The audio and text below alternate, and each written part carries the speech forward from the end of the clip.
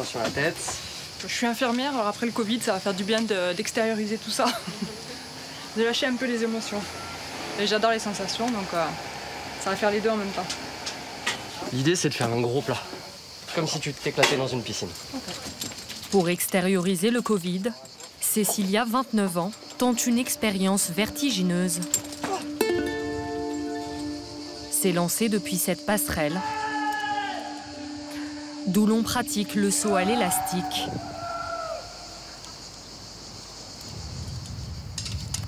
Vous avez bien calculé, c'est tout bon, hein? Écoute, oui, je te promets qu'on a bien fait les choses. Donc, t'as vu les autres? C'est un beau saut de l'ange, hein? Tu vas loin, le plus loin possible.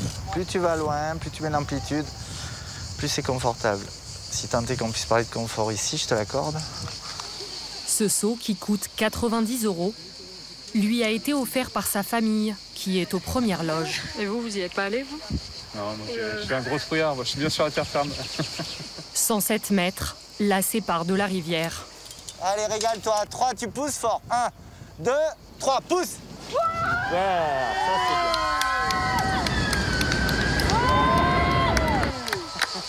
C'est une folle.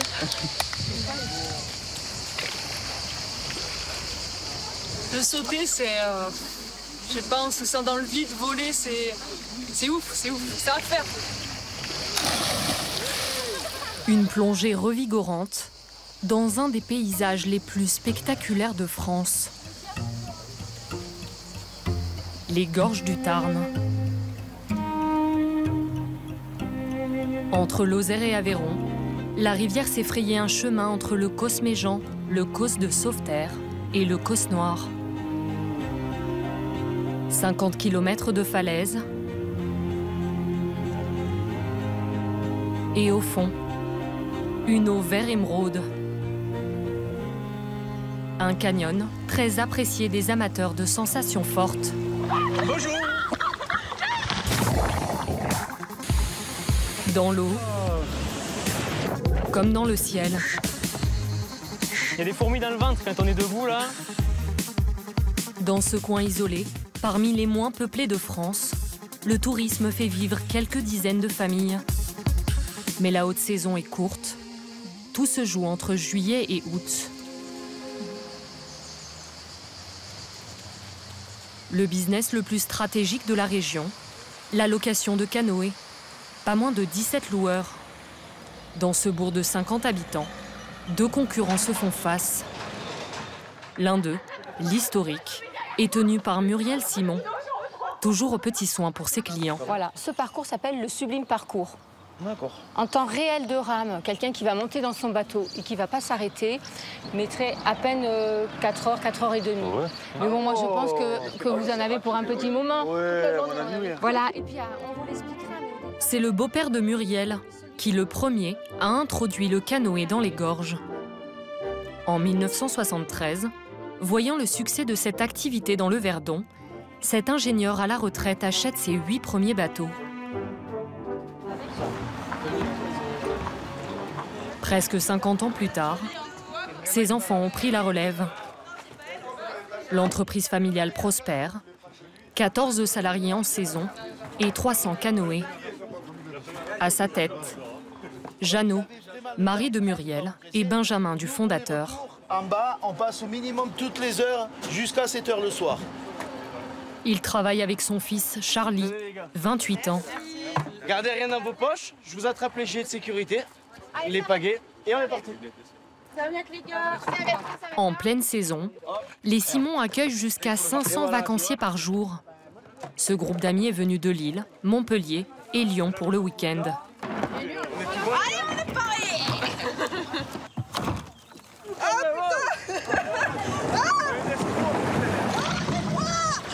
Pour 20 € par personne, ils ont choisi le parcours le plus long, 20 km et 4 heures de descente. Bonheur. En direct des gorges du Tarn. On n'est pas bien là? Là c'est l'équipe gros bras en pleine action. Et nous on est l'équipe beau gosse. BCBG. Les futurs mariés, c'est voilà, c'est nous. Le Tarn n'est pas un long fleuve tranquille. Entre les rapides,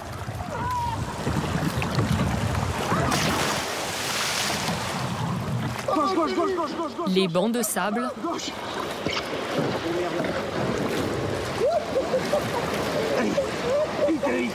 et les obstacles en tout genre,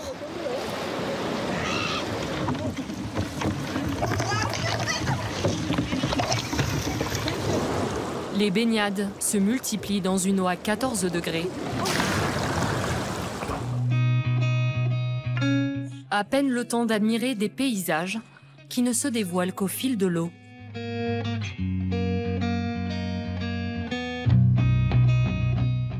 Putain, mais c'est trop beau, c'est trop beau, c'est trop beau!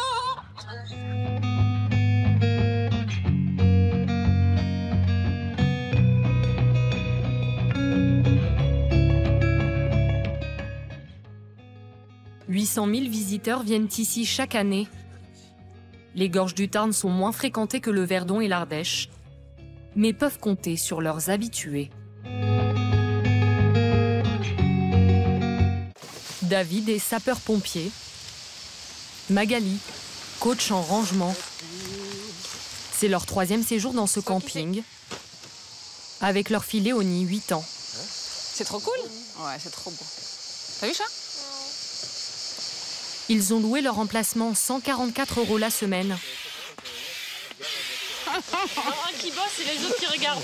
C'est ça. On fait le débrief déjà à chaud.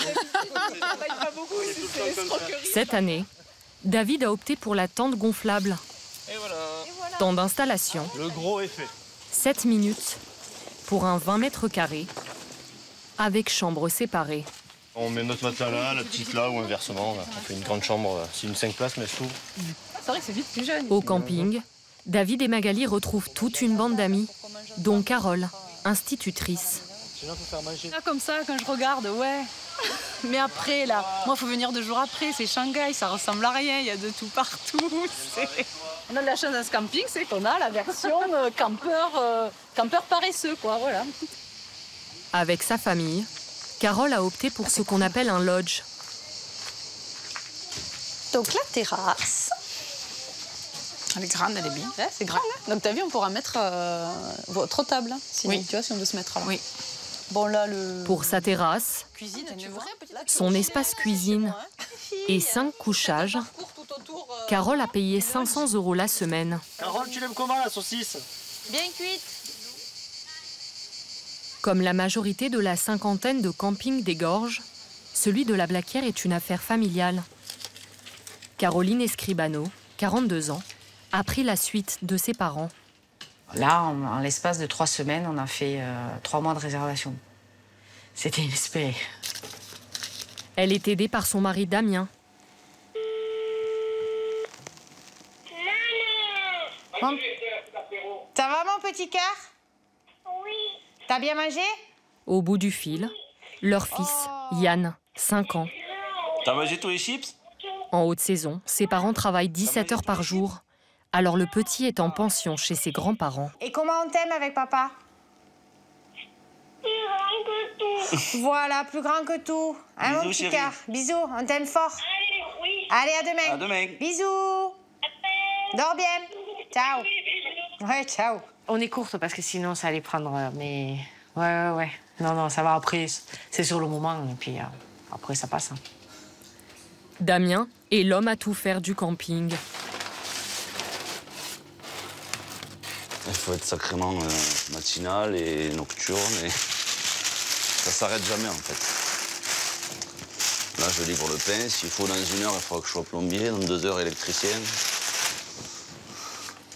Aujourd'hui, ce sera désinsectiseur en raison d'une invasion. Il y a des fourmis qui ont décidé de nicher là dans le faux plafond. Et il y en a quelques-unes. Après, voilà, c'est un camping au milieu de la nature.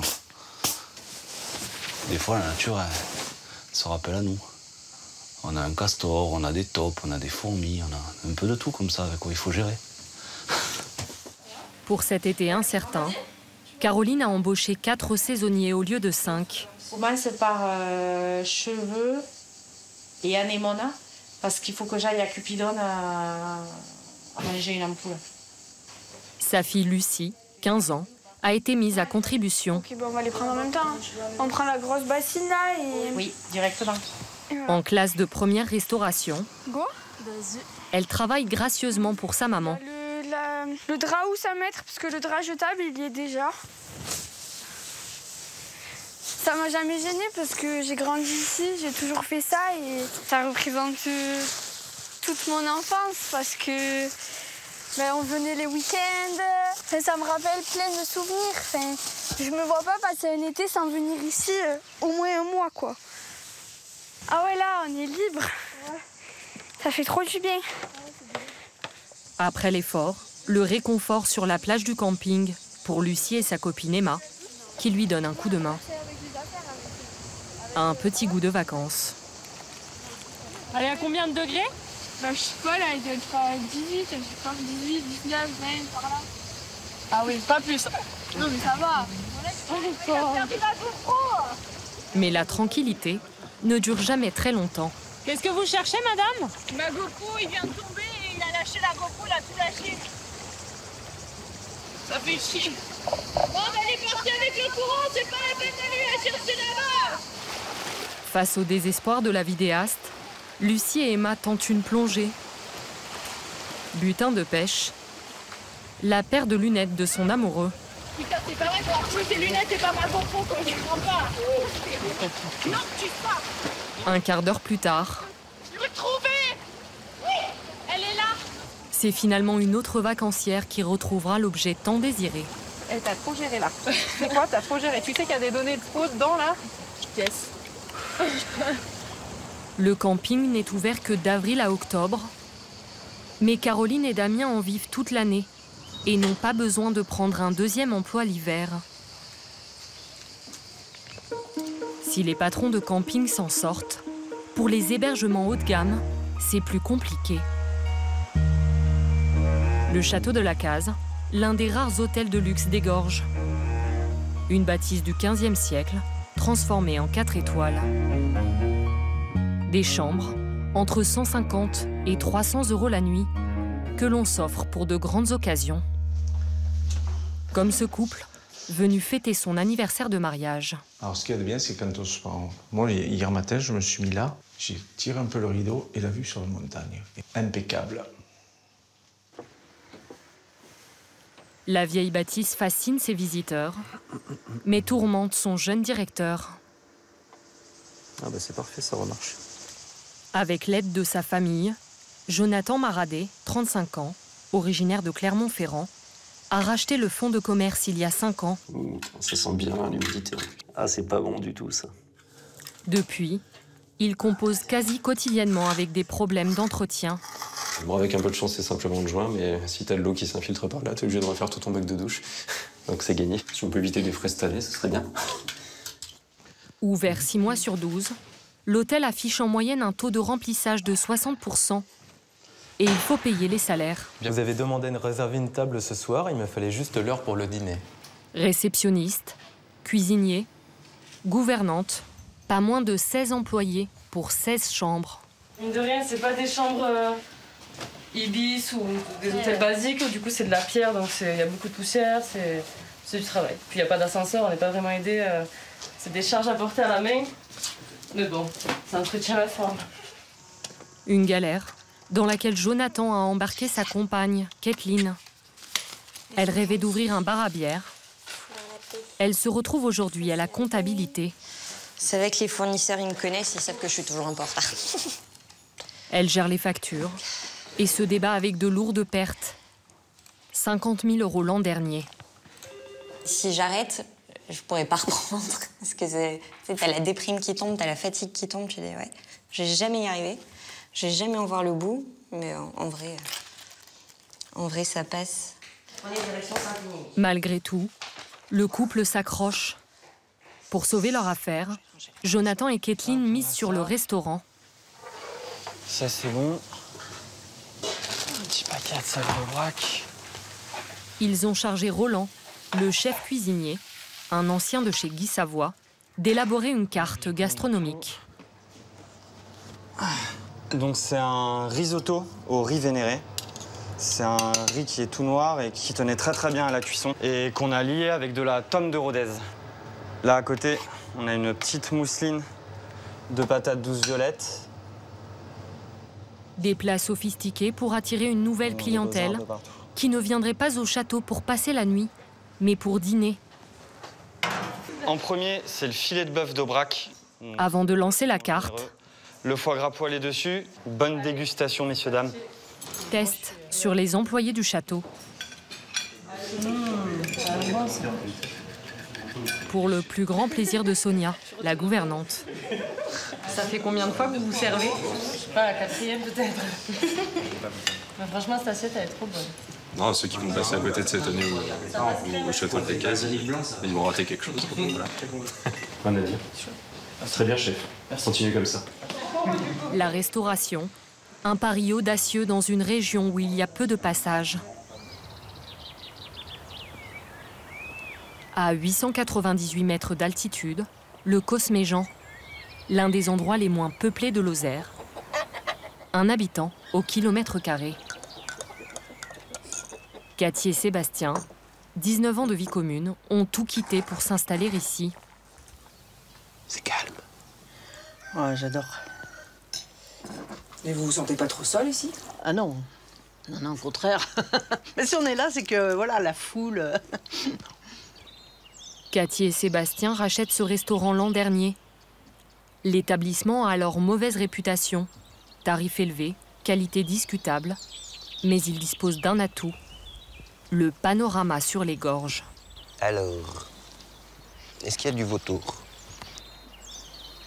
Mais c'est vrai, ce matin, il n'y en a pas des masses. Hein. Ouais, ils sont peut-être sous la falaise. Pour payer les 35 000 € du fonds de commerce, Cathy et Sébastien ont dû vendre leur maison. Un pari fou pour eux qui n'ont jamais tenu de restaurant. Moi, j'ai toujours des doutes sur la qualité des plats que je fais, parce que je suis toujours... est-ce que ça va être bon? Est-ce que ça va être bon? On ne sait pas si on va bien faire. Oui. Enfin, c'est vraiment une découverte. Restauration, ouais, c'est vraiment une découverte, là. Parisienne, Cathy s'est installée en Lozère à l'âge de 18 ans. D'abord bergère, elle a ensuite géré un camping, avant de devenir couturière. À 63 ans, elle entame une nouvelle carrière au fourneau. Quand j'étais petite, ma mère me disait « Tiens, fais ci, fais ça, tourne la sauce ». Donc du coup, c'est venu comme ça tout seul. Hein. Il suffit d'aimer manger, d'être gourmande. Alors, j'ai pas un équipement très professionnel. Hein. Tout ça, c'est du familial. Mais bon, pour 20 couverts, ça suffit. Cathy travaille avec les moyens du bord et avec son cœur. Bon, qu'est-ce qui me manque là-dessus? Bah rien. J'ai salé, j'ai poivré, le parmesan. Et du coup, maintenant, je la mets au four. Et ça va cuire une demi-heure. Le couple n'a aucun employé. Alors, je me rappelle plus les parfums, mais là, il y a du citron. C'était qui? Citron vert et vanille aussi. Vous dites? Pendant que Cathy est en cuisine, oui. Sébastien assure le service. Installez-vous. Super. À son rythme. Puis alors, des fois, il est en train de discuter. Il n'aime pas interrompre ses conversations, évidemment. Donc, j'attends. Alors, des fois, si, je vais servir. Mais là, il faut que je surveille, donc c'est pas évident. Du coup, je vais peut-être remettre le cake un peu au chaud. Au menu, Cathy ne propose que 3 assiettes garnies et un plat du jour. Tout est à 15 €. Là, voilà. J'entends la sonnette. Hein. J'entends la sonnette. Alors, t'en emmènes 2 parce que je sais pas compter, j'en ai oublié 4. C'est très très bon. Un cake aux courgettes, fabuleux. À 13 h, presque toutes les tables sont occupées. Pour l'essentiel, par des touristes d'abord attirés par le balcon sur les gorges, mais qui en ont finalement profité pour faire une pause déjeuner. Alors? T'es content? Ouais. Bon. On est... Faut le dire? 300... Non, 352. Et combien de couverts? Et du coup, ah oui. Ah, les couverts, 12. 12. 12, donc ce qui est pas énorme, mais bon, ça va, ça va. Le couple travaille 6 jours sur 7, mais ne parvient à se verser qu'un salaire pour 2. Pour arrondir les fins de mois, Sébastien a pris un deuxième boulot, un job de rêve. Salut Mumu. Chez Muriel, la loueuse de canoë. Ben bien, normal. Ouais, prêt pour la deuxième. Ça va être un truc sympa, VIP. VIP ce soir. Voilà, les gorges pour vous. 3 soirs par semaine, en juillet et août, il est moniteur de paddle pour 1 200 € net par mois. Naviguer de nuit sur le Tarn est interdit pour des questions de sécurité. Freine, il faut que tu la déplaces. Mais la préfecture a octroyé une dérogation.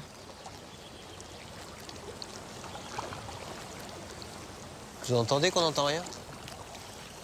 Là, il n'y a que la nature, là. Et nous, avec nos coups de pagaie, mais c'est tout. À la nuit tombée, le paysage est féerique. Voilà, on va arriver à la plus belle partie, là, les détroits, là. Des projecteurs subliment les gigantesques falaises. Une balade seule au monde, facturée 45 € par personne. Faut vraiment pas faire de bruit. Parfois, on aperçoit l'un des résidents des gorges, le castor, qui sort la nuit pour construire son abri. Ce rongeur a été réintroduit ici, en 1977, et depuis il prolifère. Quand ils sont en attente de savoir ce qui se passe, ils bougent plus. On peut les confondre avec un caillou, quoi. Voire un bout de bois. Hormis les eaux du Tarn, la région recèle d'autres trésors, bien cachés, dans les entrailles de la terre. Carole et la bande de copains du camping s'offrent aujourd'hui un voyage 6 pieds sous terre à Dargilan, une des 4000 grottes que compte la région. Alors bonjour messieurs, dames. C'est la découverte de ces gouffres qui, à la fin du 19e siècle, a lancé le tourisme dans les gorges. C'est bon, vous pouvez vous arrêter là, c'est parfait. Marie-Laure Passette-Donte assure les visites depuis 30 ans. Elle reçoit 35 000 touristes par an. Entrée, 12 €.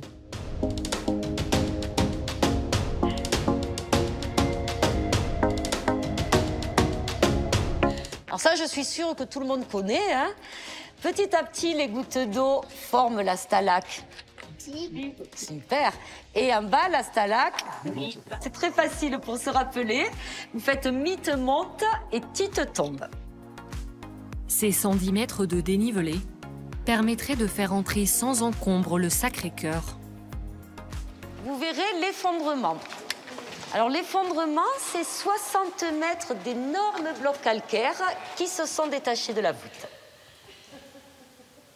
Le lieu a été découvert en 1880 par un jeune berger qui poursuivait un renard. Ah oui, là Inès. Vous l'avez vu? Là. Prenant les concrétions pour des fantômes, la légende raconte qu'il a pris la fuite sans avoir admiré 120 mètres sous terre. 1, 2, 3. La cascade pétrifiée. Oh la famille. Mais elle est énorme. C'est fou. Un mur de couleurs qui a valu à Dargilan son surnom, la Grotte Rose. Génial.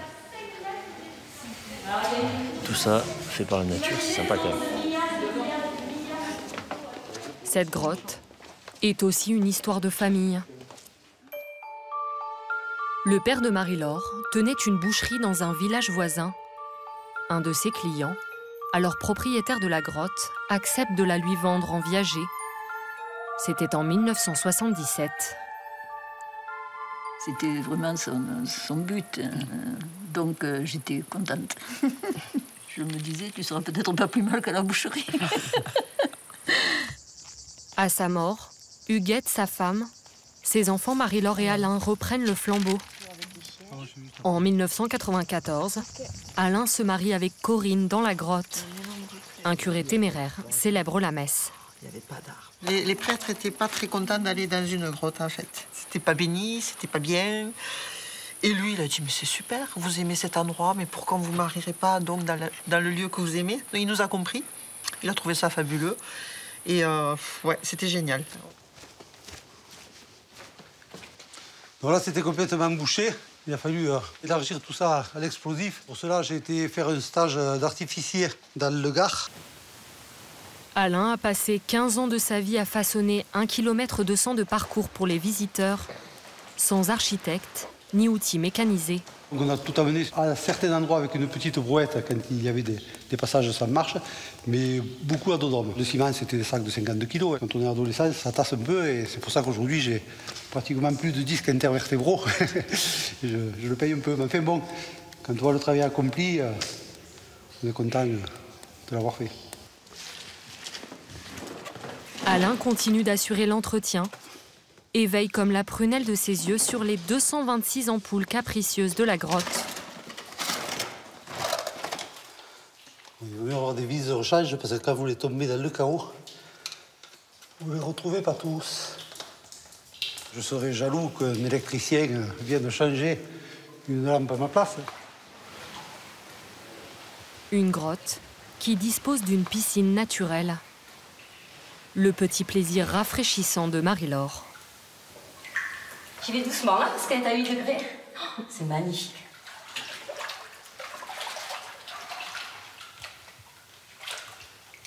C'est déjà, je pense, une chance exceptionnelle. Pouvoir se baigner là, dans une diaclase remplie d'eau transparente comme ça. Puis c'est vrai que les grottes, en fait, c'est un milieu complètement neutre où on se sent très, très apaisé, c'est très serein. Pour profiter de cette tranquillité, certains ont tout plaqué. Albin! Eh oh! Albin! Principal moyen d'accéder chez Albin Gianetti, traverser le Tarn en barque. Et là, donc, vous avez là, en face de vous le rapide de la Sablière, qui est le plus gros rapide du tronçon des gorges du Tarn. Depuis 2012, cet ancien publicitaire parisien vit les 3/4 de l'année à la Sablière.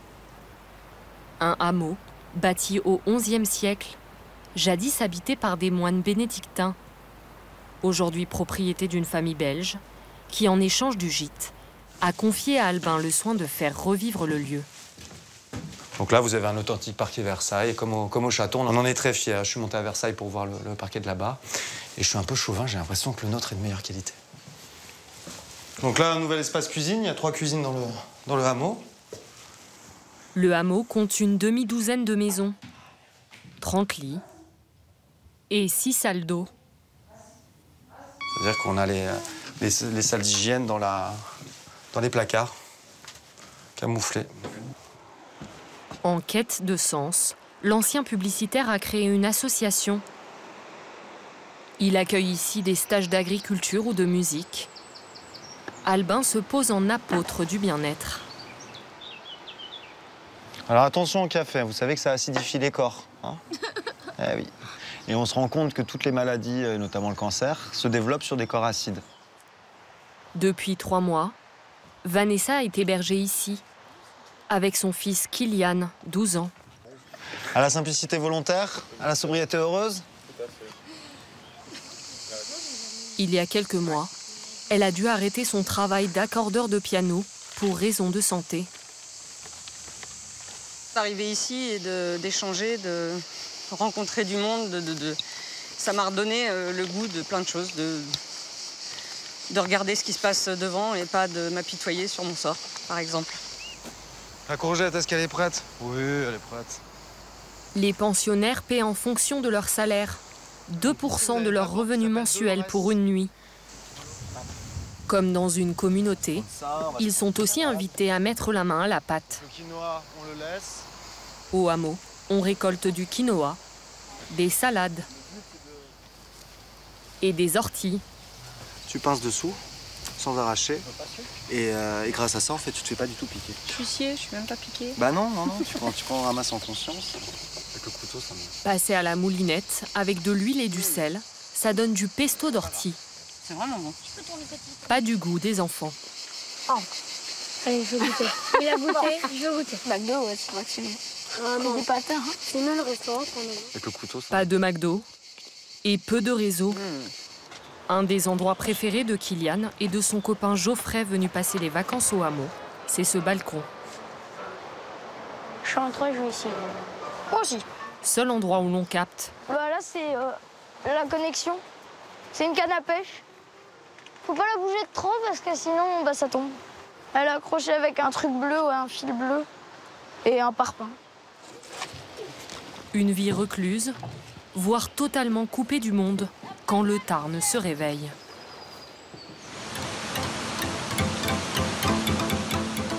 En juin dernier, la rivière sort de son lit.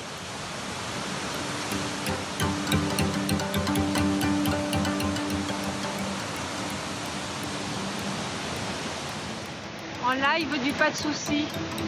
Le Tarn est en colère. Oh mon Dieu, c'est impressionnant.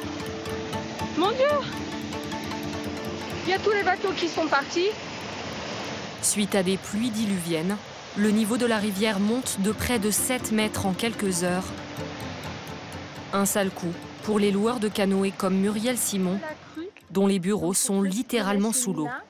Vous voyez donc là où il y a marqué Moulin de la Malène, c'est là où généralement on range tous nos gilets. Donc on a tout enlevé ce matin et on a bien eu raison. Voilà. De l'autre côté, vous avez normalement l'accueil. Notre aire de pique-nique qui est juste là, normalement. 15 jours plus tard, l'eau s'est retirée, mais la crue a laissé des traces. Au Moulin de la Malène, Muriel doit annuler toutes ses réservations de canoë. La plage d'où partent les bateaux a été emportée par le courant. Jeannot joue les terrassiers pour la reconstruire. Plus gênant encore, l'eau reste au-dessus de la cote d'alerte. Interdit de naviguer sur le Tarn, trop dangereux. C'est du souci, ça m'inquiète. Moulin de la Malène, bonjour. Dimanche, alors, le niveau d'eau n'est pas encore bon pour la... Je veux dire, il manque pas grand-chose, hein, monsieur, hein, mais il nous manque 2-3 jours avant de pouvoir louer. Alors quand il faut annuler, leur dire c'est pas possible, ça crève le cœur. À cause de la crue, Muriel et Jeannot ont déjà perdu 15% de leur chiffre d'affaires annuel. Et c'est toute la vallée qui est impactée. Marco, moniteur de canyoning, est lui aussi au chômage forcé. Oui, allô Marc. Salut, c'est Marco. Oui, Marco. C'est pour savoir s'il avait beaucoup plu cette nuit. Non, il n'a pas... C'est sec, mais aussi, il n'y a pas eu d'eau. D'accord, bon, bah génial. D'accord, ok. Bon, bah ça n'a pas dû bouger au niveau de l'entrée du canyon, alors. Nickel. Bon, bah je te remercie. Bye. Là, actuellement, on a des niveaux d'eau qui sont quand même importants. Alors, la moindre pluie peut intervenir, ça peut jouer. Et c'est pour ça qu'on est vigilant et qu'on vérifie les niveaux d'eau en permanence, hein, par Internet et aussi localement, en appelant les collègues qui sont sur place. Marco n'exerce pas dans les gorges du Tarn, mais à côté, dans celle du Tapoul. Il va pouvoir reprendre aujourd'hui. À son compte, il ne bosse que 6 mois dans l'année. Il fait beau, il y a de l'eau. Entre le Covid et la crue, il n'a plus travaillé depuis octobre dernier. On a un groupe là qui a l'air bien gaillard. Et là, ça va être une chouette après-midi à mon avis. Salut les gars! EVG Coco. C'est qui Coco? Corentin se marie dans quelques jours. Tu peux refuser, hein, tu sais, tu peux encore t'en allumer. Hein, bon, bah, ça c'est le jeu. Hein. Comment ça se met ça? Je cherchais une formule sur moi. Ses amis lui ont offert une après-midi de canyoning. Prix 50 € par personne. Allez les gars, c'est parti. On prend le matos. On monte la navette. Les fortes pluies de ces dernières semaines incitent à la prudence. Chaque année, des personnes trouvent la mort en s'aventurant sans guide dans les torrents des environs. On regarde où on met les pieds. Rappelez-vous, surface plate. Les mains, il faut qu'elles soient impérativement au niveau des épaules. Vous imaginez que si vous prenez la corde ici et que vous glissez, ben, là, et je vous souhaite bonne chance. Ça fait un peu peur quand même. Un petit peu. Ça, tu mets ça sur les deux cordes. On vous sent moins serein là, non? Un peu moins.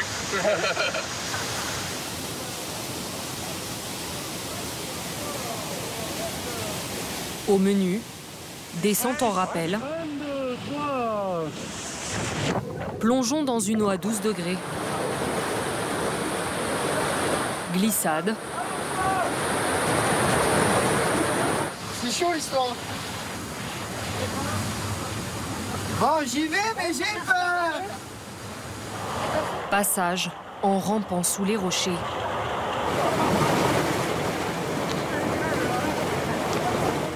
Mais surtout, pic d'adrénaline, des sauts dans le vide. Hop là. Alors, là, il n'a pas équilibré pendant la phase aérienne, et on a vu qu'il commençait à partir sur l'arrière. Plus on saute de haut, plus on arrête sur l'arrière. Pensez, on équilibre, on ferme. 0. Ouais, c'est trop bien, ouais. Après, quand tu dis 1 mètre, tu sautes de 2 mètres. Quand tu dis 2 mètres, tu sautes de 4 mètres. Le passage le plus délicat, ce saut de 6 mètres. On stresse un peu, quand même. Pourquoi? C'est très glissant, là. Et là, plus on attend, plus ça donne envie ou pas? Moi, perso, non. Comment? Moi, perso, non. Il aurait fallu que j'aille dessus, que là, maintenant... Tous s'y risquent. Sauf Corentin, le futur marié, qui opte pour la tyrolienne. J'ai assuré le coup. T'as envie d'être aussi pour le mariage? C'est ça, tout à fait. J'ai pas envie d'avoir un plat et... Allez, right and roll!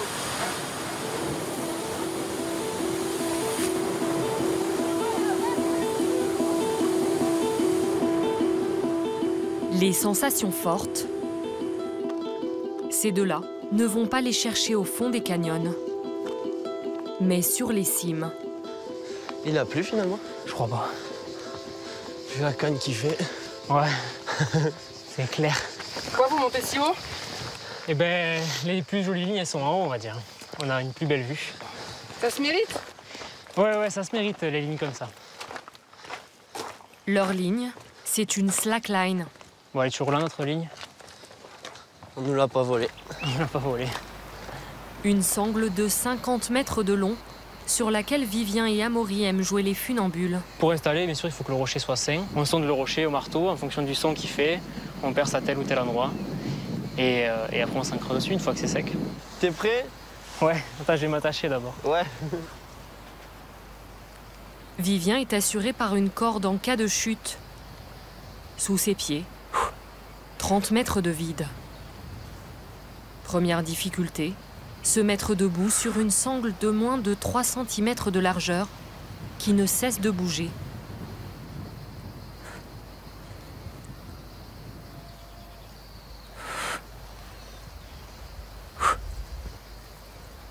Ah là, il est bien parti. Ah, les petits coups de vent, ça aide pas trop.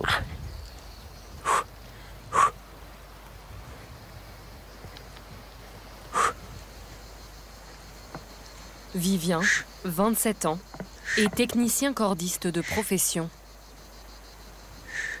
Il y a des fourmis dans le ventre quand on est debout, là, pour maintenir. C'est sûr que ça vient du stress, quand même.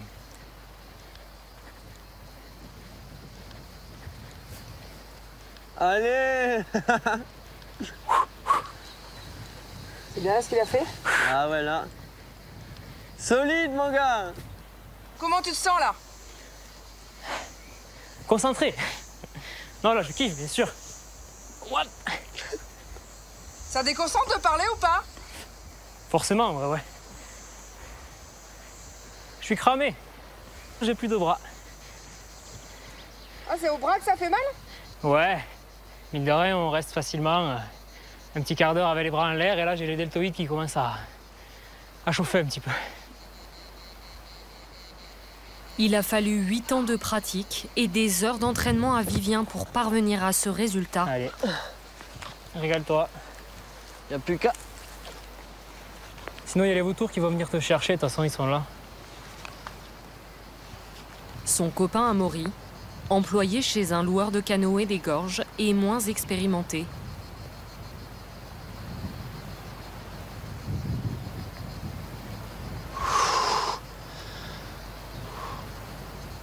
Il n'a jamais réussi à parcourir toute la ligne sans tomber.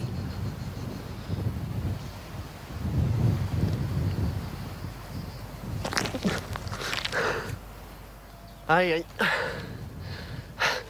Et ça n'est pas pour aujourd'hui.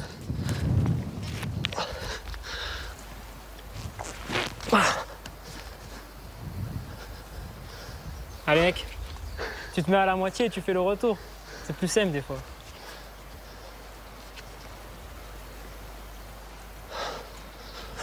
Putain, non. Bip, bip.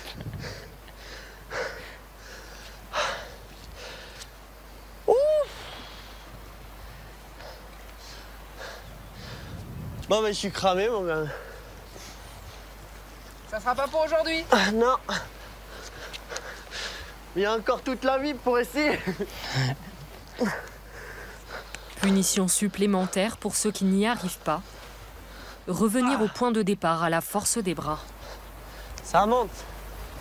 Chef. Si bien. Petit coup de chaud. Ils sont aujourd'hui une quinzaine de slackliners à tutoyer les vautours des gorges.